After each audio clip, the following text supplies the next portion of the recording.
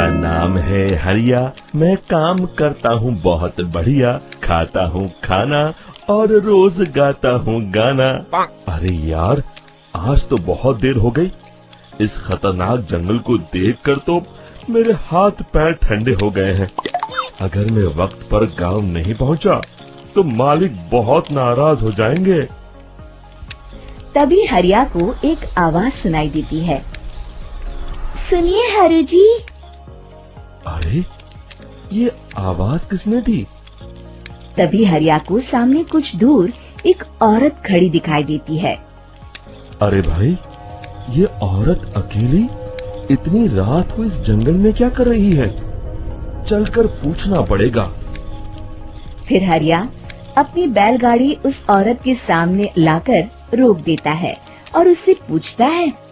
अरे सुनिए, आप इतनी रात को इस खतरनाक जंगल में अकेली क्या कर रही हैं? तभी वो औरत मीठी आवाज में कहती है, अरे हरु जी, आप आ गए। मैं कब से आपका इंतजार कर रही थी।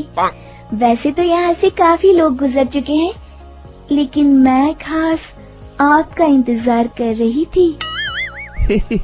अच्छा, तुम सच कह रही हो?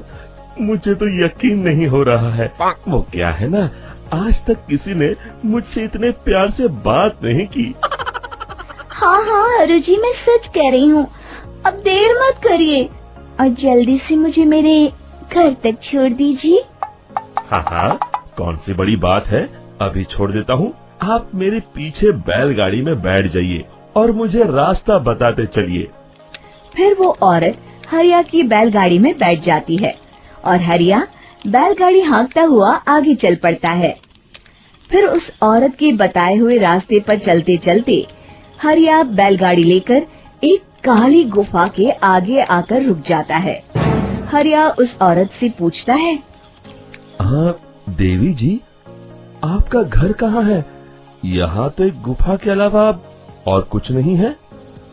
तभी अचानक वो औरत हवा में उड़ने लगती है। देखते ही देखते उसका सुंदर रूप एक डरावनी चुड़ैल में बदल जाता है और वो जोर जोर से हंसती है। अरे तू तो एक नंबर का बेवकूफ निकला। तू तो बड़ी आसानी से मेरी बातों में आ गया। अरे मर गया रे, ये तो एक चुड़ैल है। हे भगवान बचा ले, ये तो बड़ी डरावनी दिखाई दे रही है। और फिर अगले ही पल हरिया की बैलगाड़ी में रखा सारा सामान हवा में उड़ता हुआ उस काली गुफा के अंदर चला जाता है और वो चुड़ैल भी उस गुफा के अंदर जाकर कहीं गायब हो जाती है।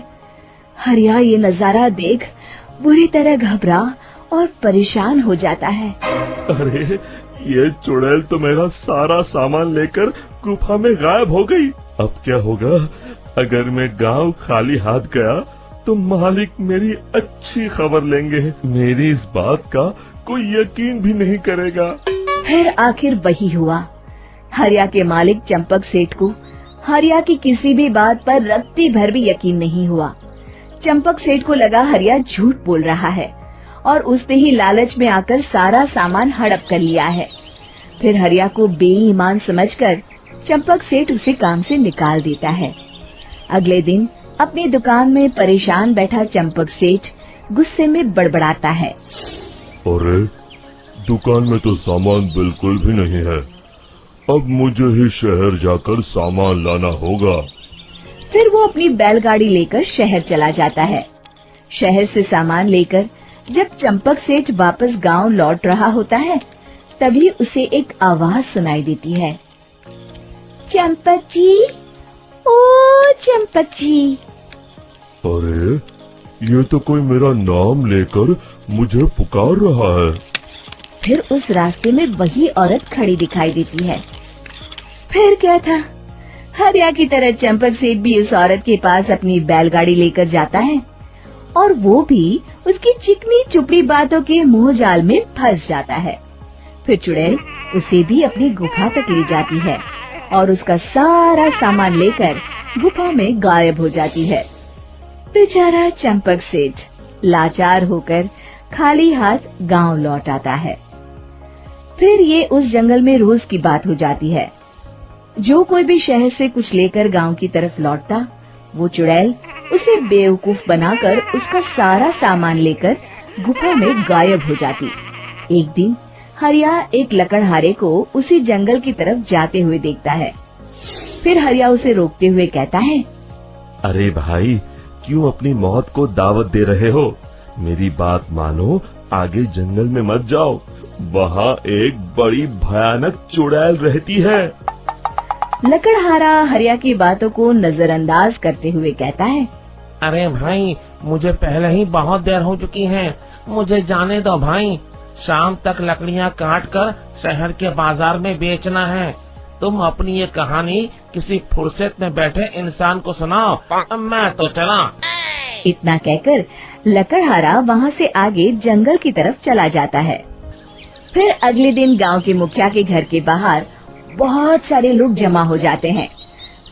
तभी हाथ में कुल्हाड़ी लिए खड़ा लकड़हारा कहता है, अरे मुखिया जी, अब आप ही हमें बचाइए उस जंगल वाली चुड़ैल से। हमारा सारा काम तो शहर से ही होता है।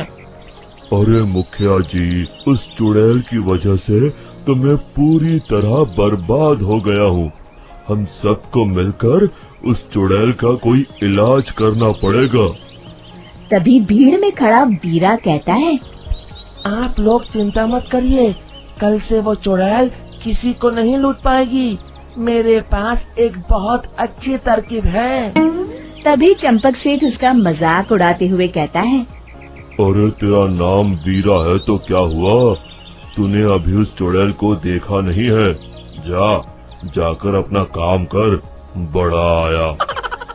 तब मुखिया जी कहते हैं, नहीं नहीं चंपक सेठ, मुझे लगता है हमें इस लड़के को एक मौका देना चाहिए। फिर सभी गांव वाले मुखिया जी की बातों से सहमत हो जाते हैं और वीरा शाम को एक बैलगाड़ी में कुछ सामान लादकर उस जंगल की ओर चल देता है।